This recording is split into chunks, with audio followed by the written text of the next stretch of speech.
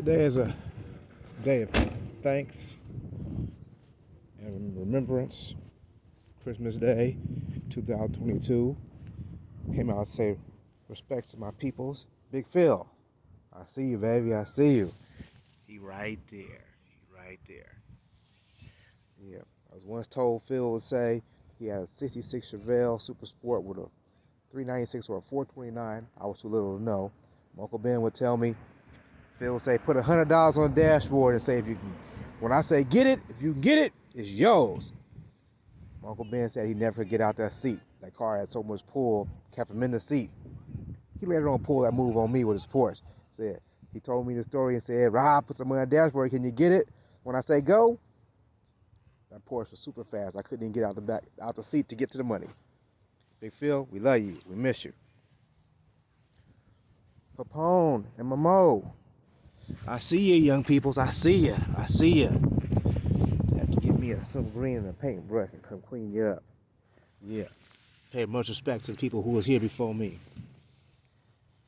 And Miss Franklin, otherwise known as my Granny's Goose, one of the main influencers in the whole family, showed us how to do it and made me a 49er fan by default because she had season tickets and took me to all the games that I was able to go to. My mother attended more than I did, but she used to buy me the 49er pads and stuff and everything.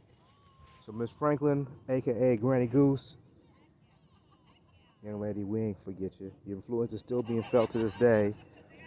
Of all the stories you've told me in life, stories, man, I just want to let you know I appreciate you and you will not be forgotten. Rita Franklin. Cousin Ursula, she down there. I'm gonna run down there and holler at her as I turn corners to go let my Uncle Ben and check it out because he had said he wanted to see it when it was done. So I'm gonna go check it out. Let me go say hey to Miss Ursula, and we can keep it moving from there. Hey, Miss Ursula, young lady, I see ya, girl. I see ya. For sure, gone but not forgotten. As my people say, naked. Yeah, that's how we knew it. Oh yeah, man. Came out here for Christmas, Sonia. Put that out there for you. Yeah. Yes, sir. My mom is telling me all about time she hung out with y'all in San Mateo. Y'all giving a block party for your mother Beverly and stuff, you know. Yeah. What's she say up here? She made a way out of no way. Her door was open to all. She loved to have a ball. The Queen of San Mateo. Miss Ursula Renee Brown. Merry Christmas to you, young lady. Merry Christmas.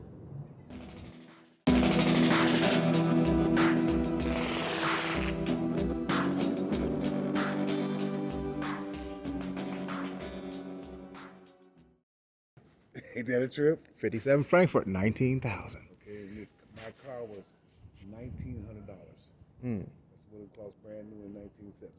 Okay, since I got you Off here. the showroom floor. So when y'all moved from the projects to over here, how old were you when you moved over here? I had to be same age as Band is now. What I had to be? If Band is 12 in the 7th grade, that means I was 11 years old in the 6th grade. Or I might have been. I was 11 or 10, depending on when my birthday falls. But I went to 6th grade here. So that's 10-year-olds, 10 or 11-year-olds. Okay. So coming from over there, way over in Bayview. I was 10. 10. We came here in September, that time of the year.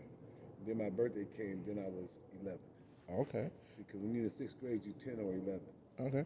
So the jump from the back of the projects in Bayview to over here, I consider this, as I looked at it, as to be the upper middle class right here. Oh, definitely was. Coming from where you was over there. Oh, yeah. This was definitely middle class. All these houses were brand new. This house was 2 years old when we got it, or less. Oh, wow. And it was only one family ever lived in here. So I think it was 1 year old in this house. This house was built in 63 or 62. because Charles graduated in '65. Mm-hmm. You can just figure it out by my age, what year I was at that age. Oh, okay. So how old was I when I was 10 years old? That's the year we came here. Okay. So was the block predominantly black people or a mixed neighborhood when you guys got here? When we got here, it was only two blacks, us and the Bradstreets. And the Bradstreets in the corner. Yep. And then within the first year after we moved here, all the white people had basically moved out because they said blacks were moving in. They sold their houses. Wow. You see, that's why this one went up for sale because of the Bradstreets. They said we're getting out of here before too many blacks get here, and we won't get our $19,000 for the house. They got these houses probably for 17. You know, so when the Bradstreets moved in, we should have got the Winings house. The one at the corner, the bottom? Yeah, but I think that one was about $2,000 more. So is that house physically bigger? No. All these houses are exactly the same size. It's just the front's Even changed around them, huh? They just designed it a little different. The rooms are exactly the same size. Yeah, I thought about that. Like the modern houses you see like out in Stockton, those places. And the Whining them don't have a deep garage, but their garage goes sideways. You see, so they had a room down there, just like we got a room down here. But theirs went downstairs on the side. They went out that way, but they couldn't get two cars in there. Here you can get two little cars. Yeah. You know, I remember you had the Healy in the far back, and you had far back still. We still had that because the house is shaped this way. Theirs is shaped that way. It's rectangular like that. Square footage on the floor plans. Oh, okay. Yeah, it's the same square footage because they got two small rooms and a large room, and they got Winey's got same with the Branches. They got two small rooms and the back room in the back there it's the biggest. It's a large room. Yeah. It's like the Winey. They back room is right up here in front. You see it in the front. Oh, okay. That's the biggest room. So at one point, how many black people lived on the block? This block? On our side, every house was black at one time. Every house. Oh, okay. Miss what's her name lived here. I mean, I met her with the green card. The lady lived here when I was a kid. Her son sold the house after she died. Uh-huh. I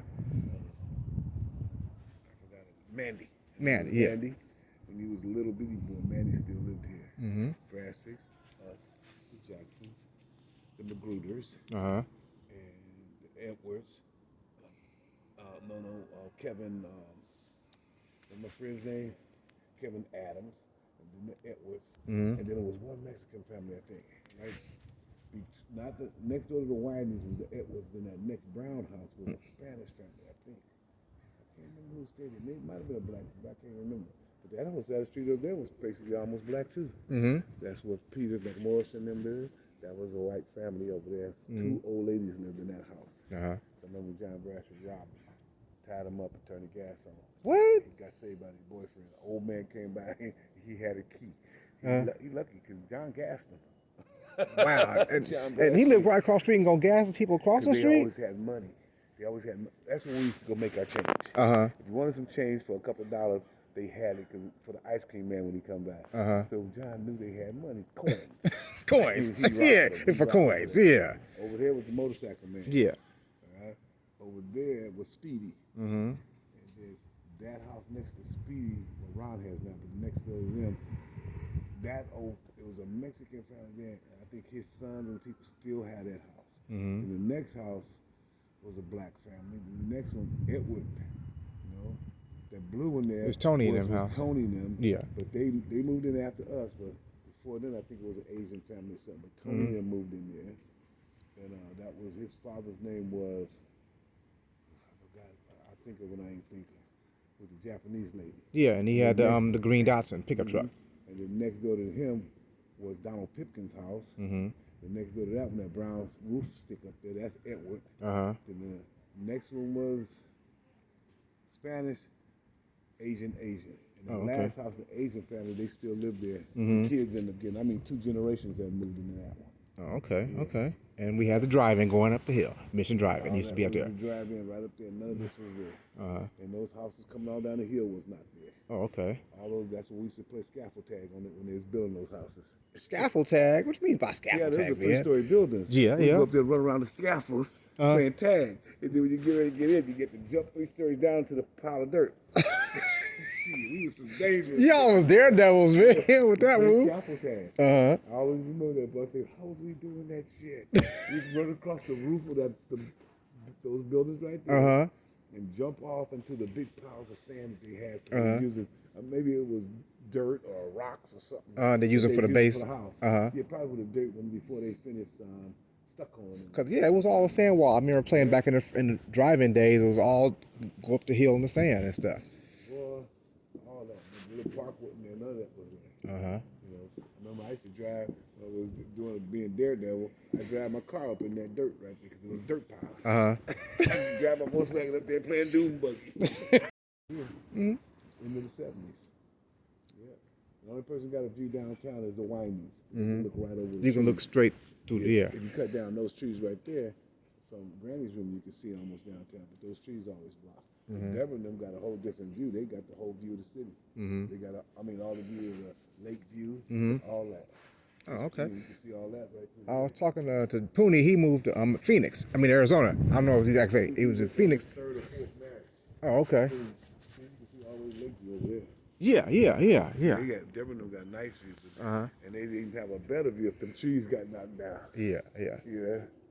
Yeah, but we got nice views from up there than up on top there where y'all used to play. I'd take y'all up there and make y'all slide down that hill. Yeah, on the sand and sit down fun. Did Yeah. Clifford ever do it? Clifford was scared. He was scary. He wouldn't come slide down the hill. You come down that hill. You don't remember though, huh? No, I don't remember. Y'all made some cardboard. I remember sliding down as I got older when we played by ourselves, but in the driving hill, because y'all sliding down to the top of that motherfucking hill. yeah, it was a long steep hill to go up. Yeah. And go down into the drive-in, and they had the tapo ponds in there when it rained, and Cliff would just be watching.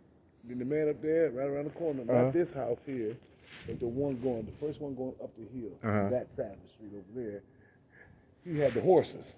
Oh, I remember the horse used to be down in the far back of the driving over there. Back way over in the corner. Yeah. Is a little canyon.